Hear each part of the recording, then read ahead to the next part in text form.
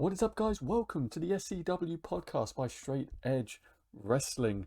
Double or Nothing was just this weekend, and what a show it was.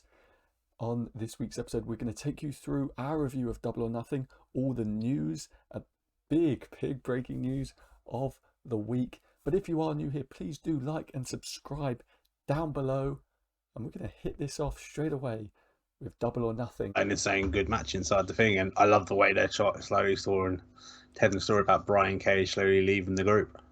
Yeah, exactly. They're planting the seeds of Brian Cage leaving. I thought that was brilliant. Like, throwing the belt in. The match I really can't wait for is the one against Ricky Stark and Brian Cage. That's going to be good. That'll be insane. And do you know what the thing is?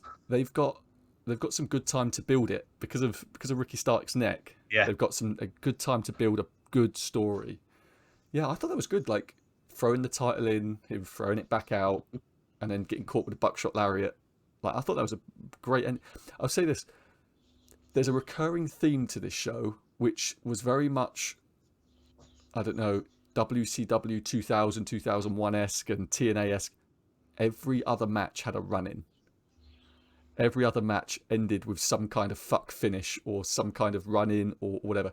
And AEW doesn't usually tend to do that on their pay-per-views. But I've noticed a lot of people have been pointing that out. Not even necessarily negative, but it's weird that they've done so many of them on this show. That so many of their finishes introduced other people. I think at the end of the day, though, you got your groups that keep doing it no matter what. So the elite, that's what they do. Yeah. With Taz's group, that's what they do. Yeah, see, it's the thing, isn't it? It's like normally you use it on just like sort of the one match of the show or whatever, but I think there's 3 or 4 matches here which did it. But it's not like a negative or anything, but it's like this isn't normally what AEW does, and so I think it stood out to a lot more people that they were doing it. But we had the Casino Battle Royale for a shot at the AEW Championship, and Jungle Boy picked up the win. Yeah, I'm really happy for him. I actually just thought Christian was going to get it. Same. When it came down to Matt Hardy, Christian, and Jungle Boy, I was thinking, okay, so either Matt Hardy's going to throw Christian out and they're going to go to a Matt Hardy-Christian feud, or then Christian's going to throw Matt Hardy out and then it's Jungle Boy, because they're not going to have Christian throw Jungle Boy out, because that crowd would have shit all over Christian if he'd have done that, because they were. But no, I'm happy for him, because as I've always stated, he's probably one of the best wrestlers they actually have. One of the best like homegrown stars. They've got him, MJF. Like there's a few of them who are like, let's be AEW honest, stars. Still one of my favorite matches from AEW is Jungle Boy and MJF. Yeah. I love Jungle Boy. Like, I got to mention one thing though before we continue on with the Casino Royale. Well, Lio Rush didn't get much of a. No, right. So this is a weird one. Like, so Lio Rush is obviously he was the Joker in the Casino Battle Royale, but he's not signed to AEW. He's actually signed to New Japan. Yeah, they said that he's part of New Japan. Yeah, so he's not going to be appearing on AEW shows. So this was just sort of a one-off. Maybe here and there he'll appear, but he's a New Japan. So what you're saying is we could have actually had Mark Henry instead we got Lio Rush. That's not a bad call, you know. They could have had Mark Henry in there and have that as the way, because it's completely inconsequential, wasn't it? It was like his little bit was cool, you know, but yeah, you know, it's completely unimportant. Because let's be honest, he was only in it what, a few minutes. He wasn't in it for very long. Like no time at all. Yeah, yeah, that's true. They could have had a million different people do that. They could have freaking. Or we could have had Big Show finally. Yeah, that's what I was thinking. They could have had Big Show. I know they put Big Show on commentary and stuff, and I like Big Show's comment. This is because you've not watched Elevation, so this is like the first time you've really got to hear him, right? I don't have time to. No. That's what I'm saying. No, that's what I'm saying. This is the first time you've heard him, right? So what do you think? As I say, I quite liked him. He was good. Yeah, He got no complaints on him. Yeah, he's very particular in what he says. Well, he was saying that. Was it Tony? It was Tony said he's really good, and he's can't remember the exact word he used, but like basically the details that he does. Yeah, and I've not caught all of that Elevation. I watch odd bits here and there, but I really enjoy him because he he goes into detail about maneuvers. Oh, why would you do this move instead of that move? You know, he makes it seem like a legitimate fight as to why you would do this move over this move. Oh, why they're in danger now and why they should be doing this, blah, blah, blah. Which is novel. Instead of JR giving up on the product. Yeah, instead of JR just being like, oh, well, that was a thing. You know. I don't understand why you did that, man. What was the fucking point in that? my favourite thing, we're just sidebarring here, but my favourite thing about this was JR just constantly during the tag match being like, so who's legal now, Tony? Just constantly, Actually, yeah. constantly being like, so Tony, who's legal now? Well, I'm guessing they're legal. Oh, no, they're not legal, because he was so pissed off with the fact that, and I get it, because it may also. Are you on about more of the Sting and Darby Allin one? No, I'm talking about the Bucks match. Maybe, really? Because they did it a lot in the Sting and Darby Allin, where the referee never saw tags. They did, but the thing which I think he kept getting pissed off about the Young Bucks and Moxley Kingston match was there was a point where both Bucks were in the match for a solid 2-3 minutes beating up Moxley, and Kingston was just stood on the apron watching it, and JR was like, "Ref, are you gonna count? You're gonna count?" It makes a difference when the partner's on the floor or whatever, but he was literally just stood on the apron watching both Bucks, because JR at one point was like, well, I guess this is a handicap match now. That's literally what and I'm like, yeah, I mean, he's got a point. He's got a point. But yeah, they go back to the Casino Battle Royale. I think they're going to go with a Christian versus Matt Hardy feud now, right? I think that's going to be a thing. I don't know. Which I think is quite a cool idea. No, it's beyond when it becomes a Christian. I got no direction I actually go with a Christian. No, because they're trying to hold off on Christian, Kenny, and going for that. They're obviously waiting. I'm going to assume that maybe either a Full Gear or an all-out match. That's going to be. I'm assuming they're going to put that as a pay-per-view header. So yeah, it's weird. They're just sort of biding their time with Christian. Him and Matt Hardy makes sense. They got history. It's a ready-made story in it. You know, so they could just walk straight into that one. So once again, Christian's got to go up against another faction of people.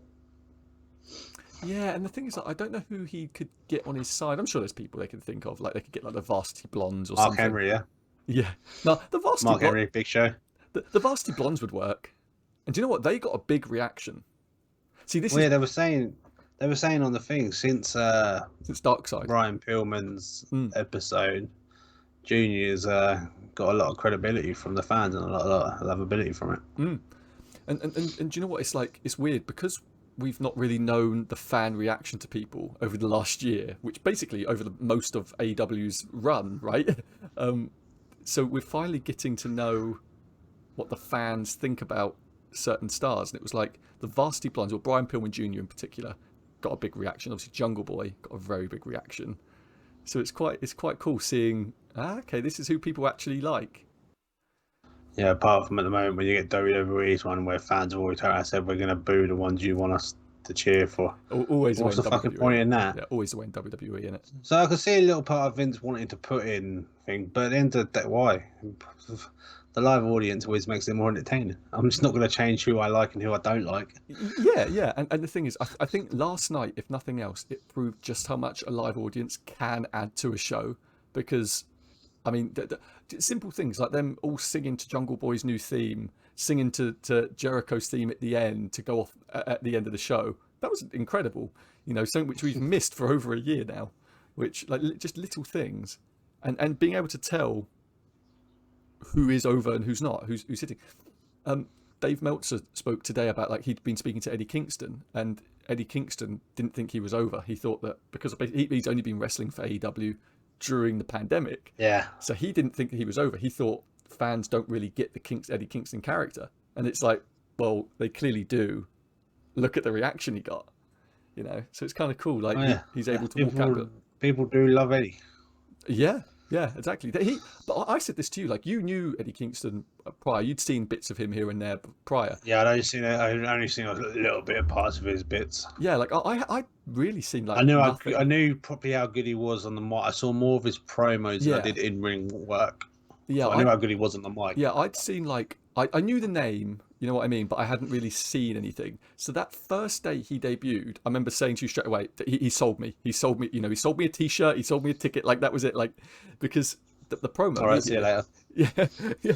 But you know what I mean? Like, he sold me, and that's quite rare nowadays as well for people Well, to as I said to you when he came out, I was like, as soon as he came out, I wasn't surprised by his promo because I know how good he was. Yeah, I mean, obviously it surprised me, and I loved it immediately. And it's like, because I saw a little bit of him in, I think it was Impact, and then I saw more of his promo work when it comes to NWA.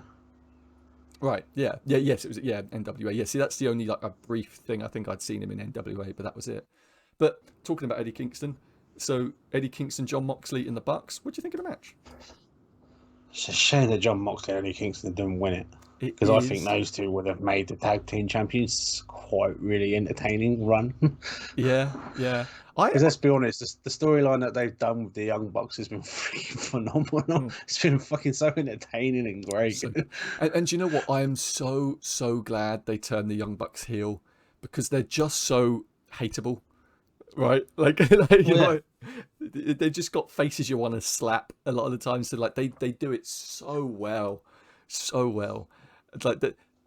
And I love how like they mocked Roman Reigns during the match. They've done the ooh thing with to John Moxley, all that. They mocked Shawn Michaels. They mocked Hogan and Savage. You know what though? The problem is though, this is the one thing sometimes that irritates me with AEW, and I know it irritates JR. Why do you need to mention the other show in any kind of way? Yeah. I mean, we've spoken about this before. The other shows. Yeah, we've spoken about this before, and it's like I've heard. Don't get me wrong; it's how they do it can be quite entertaining, but I just don't see the point in it. I understand the WWE's point of don't mention them; we don't need to. Yeah, so I've heard Vince Russo talk about this quite a bit. Where Russo says when WWE was fighting from underneath against WCW, yes, they would take shots at WCW. The second they started winning, that was it. No way do you mention them. So like I kind of get it in that respect, that AEW's thinking, hey, whilst we're number 2, you punch up. I get it, but also we saw what happened with like TNA constantly trying to do that at one point, and it just didn't work for them, because as you say, it makes people go, come on, just do your own thing, focus on yourself. Yeah. Well, it didn't help with TNA where they completely changed the whole image. Yeah, exactly, yeah. And then decided to go, we are Impact. Sure. But yeah, this match, Dave Meltzer has already said that he reckons this may be one of the top 4-5 tag matches ever, in his opinion, and it's the match of the year candidate. I liked it. To me personally, I'm not going to say much on that. Yeah, to me personally, it's like we've had this before. Tag wrestling isn't my greatest love. I loved the match. I thought it was very good. It was a good match and everything like that. Would I put it up there? Some of the greats? No, it wouldn't. Not for me. But maybe I would have put it up there in the greats if John Moxley and Eddie Kingston won the tag team titles. But no. It was very good though, and obviously the Bucks pick up the win by just concussing John Moxley into a new millennium with multiple knees to the head. What are you chatting about? You can't concuss John Moxley. He's got an iron head. Yeah, that was a good match.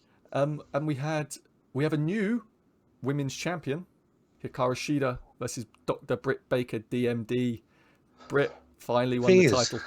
Well, we knew this was going to happen. Yeah, that was what they've been building. It's just a shame that you finally have an audience, and she has to lose. I know. I do feel bad. Shida has done an incredible job over the last year, really being the sort of cornerstone of the women's division. Her and Britt, to be fair, Britt, Thunder Rosa, sort of being the 3 main stars of the women's division. And yeah, it is a shame that she didn't even get one sort of defense in front of a full crowd. But I mean, I enjoyed the match.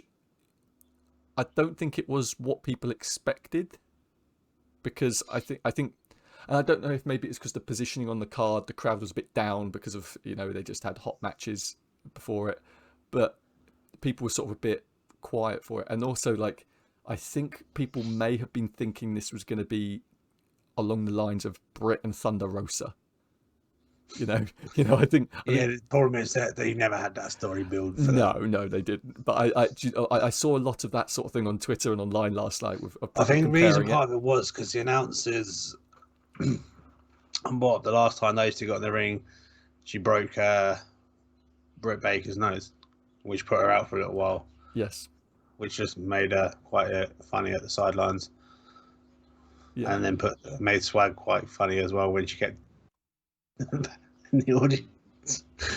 Yeah. Do you know what? Britt Baker's one of those people who AEW have She's like, done a very good job with, quietly done a very good job with since the start. Because she was not. Do we thank AEW? Do we thank AEW for that, or do we thank her for trying to put herself in that position? Yeah, true.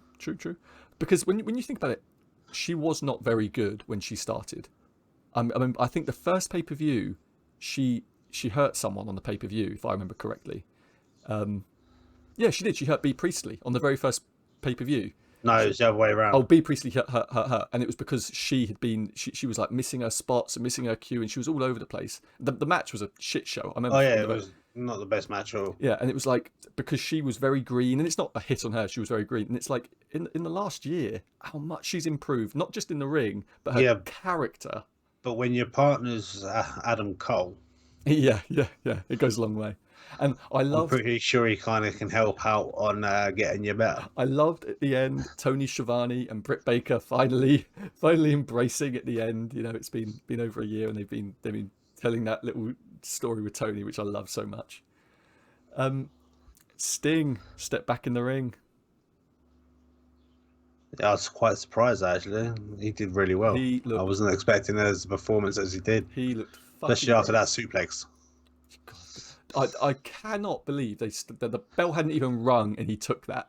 That was mad. And a dive off the poker chips. Jesus, he looked great. And I'm glad he didn't wrestle in the shirt. That was something Dave Meltzer shit on him today about that. How he should have kept the shirt on because he looks old when he takes the shirt off. No, fuck that. He looked great. Fuck that. Half the time he used to put the shirt on was because he was out of shape. Yeah, he looked great for a fucking 60-year-old man. He looked great. At the end of the time, when he's in shape, he normally takes the shirt off. But when he feels himself he's not in shape, he puts the t-shirt on. It's what a part of his Impact run. He was out of shape, so he would wear the t-shirt. Yeah, exactly, and that was it. Like he looked okay. He didn't look, as you say, like an Impact. He had a gut on him. He was a bit sagging here and there. You know, he looked good. And he was able to go. He didn't seem out of breath. Not always. It depends what mood. I think Moody was in an Impact, or whether he could be asked to work out on. Yeah. But he didn't look out of breath last night. Like, do you remember when he first came back? He did. Yeah. Well, compared to when he was getting ready to do that stuff with Taz's group, and he did that small bit by himself and things, he suddenly got out of breath really quickly. Exactly. He got himself conditioned and he was fine. What made me laugh was, obviously, there's a famous argument that Eric Bischoff had with Conrad Thompson on their 83 Weeks podcast about why Sting... Which one's this one? About why Sting didn't go over clean over Hulk Hogan at Starrcade. And Eric Bischoff said, well, because Sting turned up to the arena that day and he wasn't tanned. It showed me that he wasn't really in the mood and he didn't have his head in it. So we came up with another plan where they'd done the fuck finish, and Conrad just lost his shit. Like, you fucked the biggest match in the history of wrestling over a fucking tan. And last night, Conrad was like, well, Sting's not tanned, but he still looked fucking good. It's like, yeah, funny that. But I thought it was great. And it's like, if they use Sting sparingly over the next, however long he's probably got left to go, year or two, whatever, this is a great sign off to his career, I think.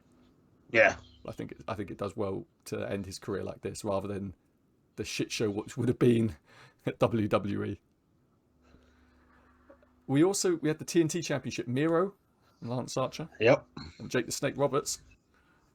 It's a shame the Snake didn't come out. Yeah, I feel like they were a bit too scared to have a snake on the show nowadays. But how that went definitely makes Miro a strong champion. Oh yeah. They're building him well. Hopefully Lance Archer comes back for another one. Because let's be honest, Lance Archer ain't going to take how that ended laying down very well. I think they set it up. I think they set it up for them to continue that, which I'm fine with. Because Lance needs a proper story as well. Because he's been a bit. He gets sort of thrown in, and then he disappears and he's thrown back in again. And I think that's part of what the story they've been trying to build with him.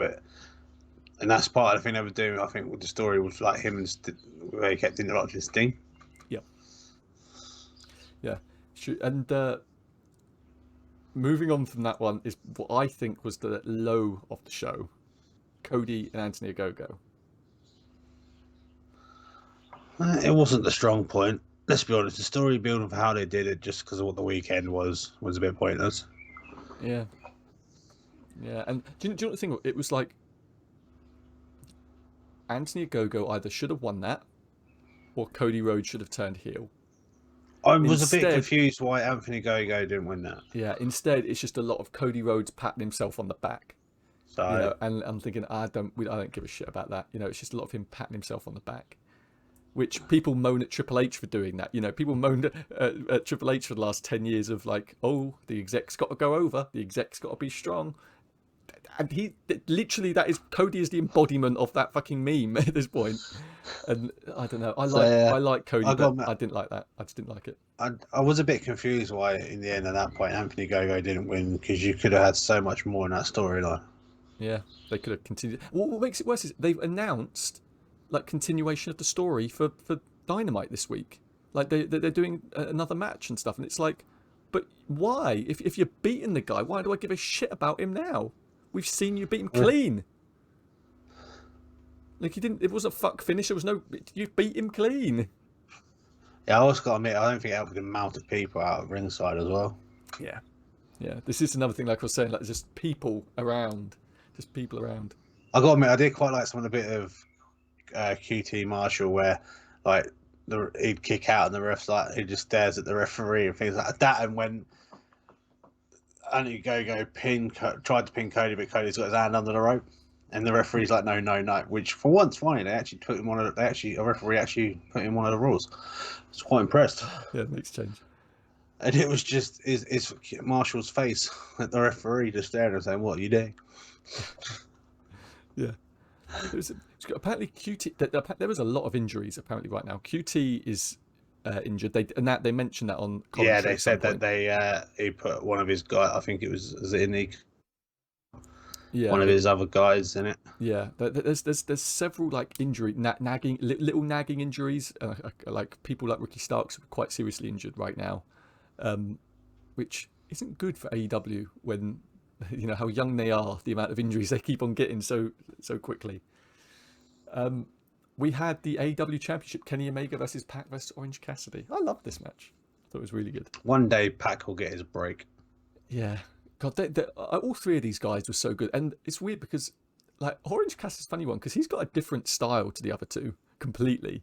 And yet he worked so well with them. He like melded so well. Let's be honest, Cassidy works well with fucking anyone. Oh, yeah, it works so well. And I love, you know, Kenny getting thrown the belts in and just hitting Pac with all of the belts, and Don Callis just being booed to shit when he stopped the referee counting Orange Cassidy's 3 count. He had the entire arena shouting "Fuck you, Don." Did you hear Dom when it comes? There was one bit where I think it was Kenny. I think just before he comes to pull the referee out, he's on announcement team, and all you suddenly hears him go. Yeah. It was like he missed his mark. Cassidy was about to get the win, weren't he? Could Cassidy hit his move? So he was like, "Oh, son of a bitch!" I love that, and he was like running off. I love it. Yeah, no, I thought it was great. And obviously, Kenny was going to win. Like they weren't going to put. But there was some great moments in this match where I was like, really thinking, Jesus Christ, they may actually put this on Orange Cassidy. They were teasing it, and that crowd was like ready for it. If they'd have actually done the 3 count with Orange Cassidy, that place would have just exploded. They were so ready for it. But yeah, but we've got in 2 weeks' time, Jungle Boy versus Kenny Omega on AEW Dynamite. Come on, Jungle Boy. Yeah, and our main event was the Stadium Stampede, Pinnacle versus Inner Circle. Obviously, Inner Circle had their mental entrance. I got quite a feeling though that Jake wasn't too impressed on doing that part to start with. He was like so timid. Because he's one. Because I know you had 2 of them still stand back, but I think one of the tag team ones stayed while the other one jumped off, so we had space to do it. And then Jake just sort of just still waiting, and then was like, okay. And then once he was there hanging, he was quite happy. Yeah, he was just like halfway down, whilst the rest were like just about getting their feet down. And I'm thinking, yeah, I thought the same thing. I love this. It wasn't the same as the first one. I don't think it was quite so cinematic, and I think the reason being is that lots of it was filmed live as well, rather than the old other one being pre-recorded. So they didn't go quite as extravagant as what they did. I've got to say, the first one was definitely a lot more fun and entertaining. With this one, it was good. Didn't quite live up to the first Stampede, but I enjoyed this one nonetheless. Yeah, I really enjoyed this. I thought it was really good. There was some. I thought Jericho and MJF are genius. I thought when he was dancing with like Shad Khan in the back, basically, like they had the Shad Khan cut out, and Jericho was like, "Sorry," and like stroked him and then put him back neatly. I thought that was genius, and they're brawling all backstage. Conan as the DJ. Which is great. It's great to see Conan doing well. He was in hospital just a few months back, like a month or so back, seriously ill. So that's great to see him up and about. I thought it was great, and then I love them making their way into the live crowd, and MJF being screwed over. And Sammy Guevara really looked like a star in this. They really positioned him to look really good. Yeah, and he hit just a ridiculous move to end the match. It was like 1,000-degree spin. I think they need someone at the moment to able to still step up in the single part of it at the moment, because Jericho's not exactly going to be 100% right now to be able to be that role. Yeah. Jake, well, he only wrestles when he has to because of his MMA career. I say that's good as well. Like Jake and Wardlow had some good shit in this, some very good shit. I thought they were very good. They were the hidden talent there, which I thought was great. Like driving Jake Hager through that wall. Warlord getting ready to try and stab Jake. Like an ice pick.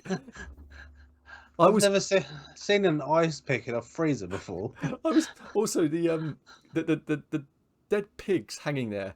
So much of me was thinking, they're going to use the pigs, aren't they? They're going to use the dead pigs. I'm so glad they didn't, because I was like, oh no, I can already hear the backlash from them using the dead pigs to beat each other with.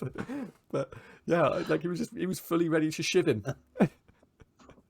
But then there was good. I think it was entertaining as well, and I think the end of the show went off on a high with Jericho's music playing and the crowd being there singing along to it.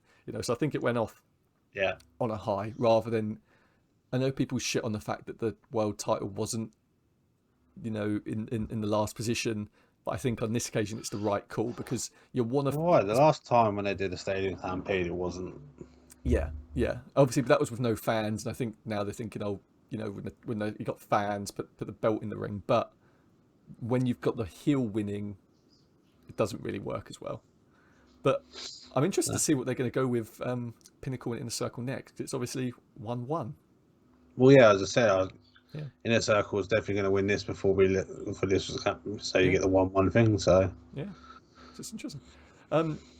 News-wise, this week it was quite a busy week. Adnan Virk is out as Raw commentator. Really? He has gone. WWE and him parted ways amicably by the sound of it, and they have hired Jimmy Smith, who's a guy who is the former commentator for UFC and Bellator. He also hosted American Ninja Warrior for a while. He is coming in to run Raw. So they're bringing another guy in who's never done professional wrestling commentary straight into the hot seat. And he starts tonight, so we'll see what he's like. But it's a risky move. I don't know why they keep doing it. I don't know why. And they just fired Tom Phillips. Should point that out as well. They just fired Tom Phillips. Why did they fire Tom Phillips? Who knows? Great voice. Great at the job, but they just got rid of Tom Phillips. I thought Tom Phillips had to go. Went backstage to do Michael Cole's part backstage. Yeah, they were. He was training up lots of guys. Then he went over to. He's been doing the NXT UK stuff, and he was training up other commentators and interviewers and things like that. But yeah, he was let go when WWE released a ton of people over the last week. Mainly, I did hear bits of it, but I didn't really pay attention to who was going. Mainly backstage people and like production guys and YouTube people, editors, magazine staff, internet staff, like lots of their actual employees. What's that again? Say it. They fired Logan Paul, did they? They're fine, like, yeah. They got lots of those guys, and Tom Phillips was part of that. But also they got rid of Velveteen Dream, just to point that out, which is Yeah, no, I did hear about that. Thank God for that. yeah, thank fuck, many months too late. But I don't understand why it took this. What do you mean, months? It's almost been a year. Yeah, exactly. Yeah, it has well over a year now. Yeah, it should have been gone a long time ago. But yeah, they got the new commentator Jimmy Smith, which I just think it's so bizarre bringing someone in who hasn't done it before when they're not ready for it. Like, it's just weird. Like, Michael Cole was doing other stuff. He was doing like Shotgun Saturday Night and Heat and all that, Velocity. Yeah. And then he moved to SmackDown and then Raw. He worked his way through it. He earned his stripes and he got to know the product and stuff. And it's like, I don't know, it's weird. This Jimmy Smith, by the sounds of it, like, people have been digging up his tweets, and he's not like the biggest wrestling fan. He's shit on the phony wrestling a lot on his Twitter. Fake wrestling, because he's a MMA guy. So I'm not sure that's going to go over. Well, it'd be interesting. Don't understand why they didn't give CM Punk a call. Yeah, they wouldn't swallow their pride and do that, would they? But also talking about AEW again, actually. So Dynamite obviously aired on Friday this week, and it's going to be airing on Friday again, pretty much from now on for a while, until it moves to TBS and moves back to Wednesday. And in doing so, it actually only garnered 500,000 viewers in America. It hemorrhaged viewers by being moved to that Friday night slot, which is not a good look for them at all. Is this where NXT now moves back to Wednesday night? As it's now pointless they got moved. Yeah, it wouldn't surprise me. But yeah, it's just no. So like come January, AEW will be moving back to Wednesdays, but on TBS, and the Friday night spot will be being taken by their new show, their second TV show, AEW Rampage. Which you need 4 shows, really, yeah. Yeah, well, 2 TV shows, 2 which they still have 4 shows though. Yeah, I mean WWE have about 18 at this point. When you count all their YouTube shows, so I think they're still trying to play catch up with them. No, but wrestling shows, they don't have 18 shows. Hey, they have all their YouTube shows which no one pays attention to, that they put up random things which no one ever even paid. They bearing in mind, Main Event and Superstars still continue, which people forget even exists. Yeah, but at the moment for AEW, it's still early days for them, if I'm honest. They also have a roster that's ridiculously huge because they just keep on signing people. They need to get people on the show or release people, and I don't think they want to be releasing anyone because they want to be looking like the good guys. Oh, actually, talking about releasing people, I don't know if you saw this. The AEW Spanish commentator. It was. Yeah, I saw. Did you see that?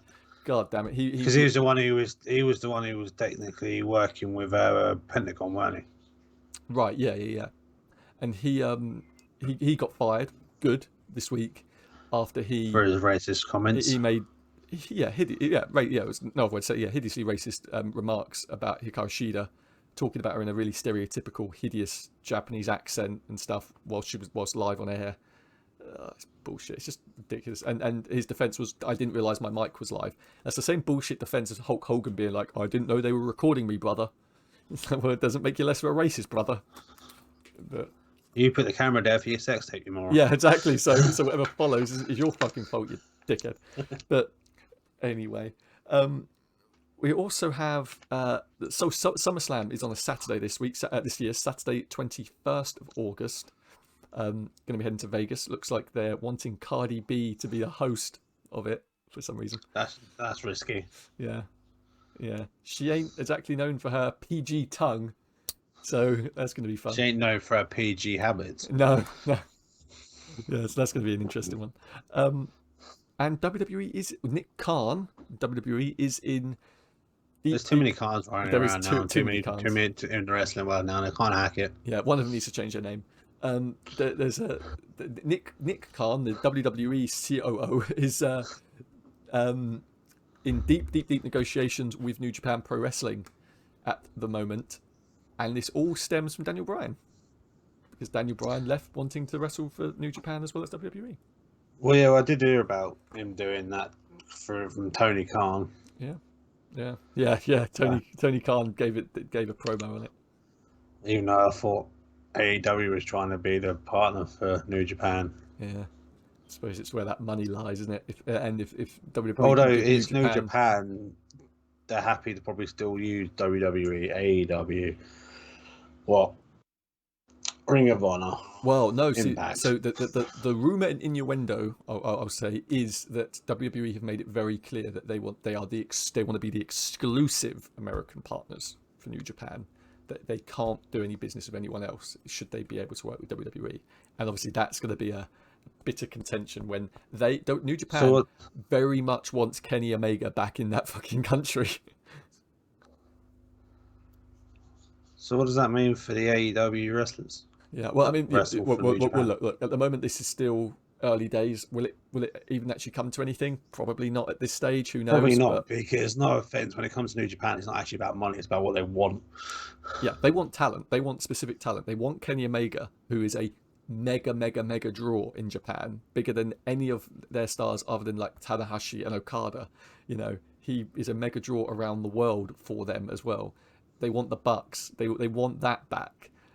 WWE hasn't really got that to offer. They can offer them AJ and Finn, you know, and Brian. They can offer them, which is a big thing. But they got with one of their best Japanese Intercontinental champions ever. Yeah, they got Nakamura over there. They got Asuka. You know, they can do that. But not as Nakamura wants to go back to Japan. He can't surf. Exactly. Nakamura just wants to stay in California and surf. Like, he doesn't want to be getting back off to Tokyo. But yeah, it's interesting. It is interesting. But anyway, that's really been the big news of the week. Also, actually, I do have a video here, which is quite funny, of Andrade with his father-in-law Ric Flair. Ric Flair still taking bumps at his age. I'm gonna play it now. So.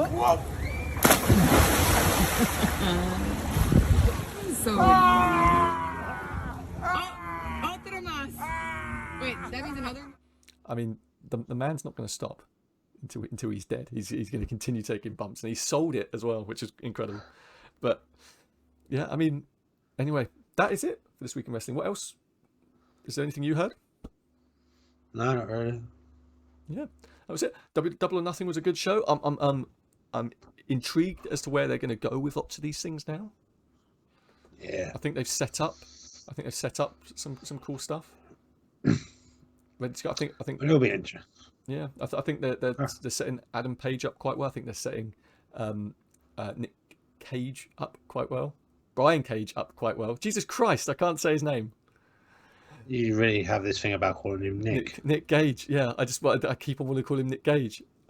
Brian Cage. God damn it. They're setting him up quite well. Yeah, I think they got some interesting stuff going. I want to. Well, when it comes to Adam Page, I'm still convinced that he'll be the one to dethrone Kenny. Same. I just wonder when that's going to be. Yeah, it's going to be interesting. End of August. Yeah, All Out time, Full Gear time. You know, somewhere around those one of those two. I'm gonna go and say end of August for the biggest second pay-per-view of the year. Yeah. It would make sense. All Out, Full Gear. That'd be perfect timing. I mean, we were sort of predicting that they were going to have it for like this pay-per-view, right? Like, we were thinking that they were going to build it last year to this one. Yeah. So, but then they sort of changed how the story went. So yeah, exactly, which was fair, and they've done well with it. But anyway, that is it for this week. Oh no! In 1 second though, can I actually say they built this? They kept saying this is the biggest pay-per-view for AEW. Yeah? Yes. Did it feel like that? Did they give you the impression this is the biggest pay-per-view of AEW of the year? No. You go from a WrestleMania Grand Slam to a New Japan fucking Wrestling Kingdom. All things off where you kind of get that atmosphere. Yeah, I agree. They need to throw some other stuff into this to make it feel like their Grand Slam. Yeah, I think it draws back as well, being within Daly's place where we've been for the last year, and we've seen every show for the last year. I think that sort of draws away from it. Yeah, I agree. I think All Out is I think they may go bigger for All Out. I know they're not very good with pyro because, well, we saw how the thing goes, so you get some sparklers, but I think they may go a bit bigger with All Out, and because I think they're either in Chicago, they're somewhere in Illinois for All Out, which is obviously one of the most major wrestling towns in America. So, I think they may go even bigger then, to be honest. But no, you're right. You are right. For as good as a show it was, I think the thing which made it feel special was the crowd. All Out's supposed to be held in Chicago. Well, they always went back to Chicago. Yeah, I think, don't quote me on it, I think All Out is in Illinois, but I can't remember if it's in Chicago, Illinois, or if it's in somewhere on the outskirts. I can't remember, but it is definitely in Illinois. But don't quote me on it. I can't remember. I remember it saying Illinois. I just can't remember if it said Chicago or not. But anyway, that is it for this week in wrestling. If you are new here, please do like and subscribe to us here on YouTube. Head on over and follow us on Twitter at SEW_podcast. And we'll see you next week for another video. We are out.